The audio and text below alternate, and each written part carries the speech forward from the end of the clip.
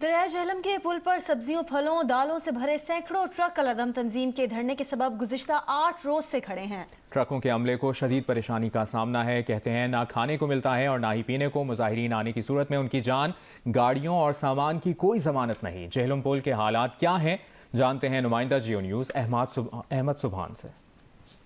हम लोग इस वक्त दरियाई झेलम के ऊपर मौजूद हैं और यहाँ पर आप देख सकते हैं कि मेरा कैमरामैन खलीक अहमद आपको दिखाएं तो दरियाई झेलम की दोनों साइड्स इस वक्त जो आप देख रहे हैं ये रावलपिंडी से लाहौर की तरफ जाने वाली सड़क है और इस पर आप देख सकते हैं कंटेनर्स की एक तवील कतार है। ये सिर्फ कंटेनर्स ही नहीं है बल्कि ये वो ट्रक्स भी हैं कि जिनमें मुख्तलिफ किस्म का सामान, जिसमें कोई ट्रांसपोर्टेशन है, सब्जियाँ, फ्रूट, दीगर तमाम तर सामान दिखाई दे रहा है। इस वक्त मैं उस सड़क पर मौजूद हूँ जो लाहौर से रावलपिंडी की जानिब जा रही है और यहाँ पर बहुत से ट्रक ड्राइवर्स हमारे साथ मौजूद हैं जिनकी गाड़ियां यहाँ पर फंसी हैं और ये सैकड़ों की तादाद में।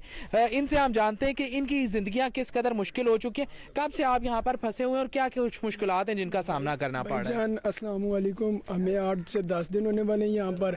हमें खाने पीने का भी मसला है और बहुत सारी चीज़ों की ज़रूरत है और इन्होंने पुल तोड़ के 5-5 फुट कंटेनर बाहर किए हुए, ना बंदा इधर जा सकता ना उधर जा सकता। वहाँ से आता है, वहाँ से बंदा जाता है। जो चीज़ हमें 250 में मिलती थी वो 800 में मिलती है। जो चाय का कप हमें 30 में मिलता था आजकल वो तकरीबन 50-60 रुपए में एक। आप लोगों को इधर इंतजामिया और जो जिले यहाँ पे लोग हैं जिन्हें रोका हुआ है रास्ता, उनकी तरफ से भी कोई मावनत की गई आप तक? उन्होंने हमें तो कुछ भी नहीं किया। रात को आए वो खाना वगैरह हमें दे के चले गए थे।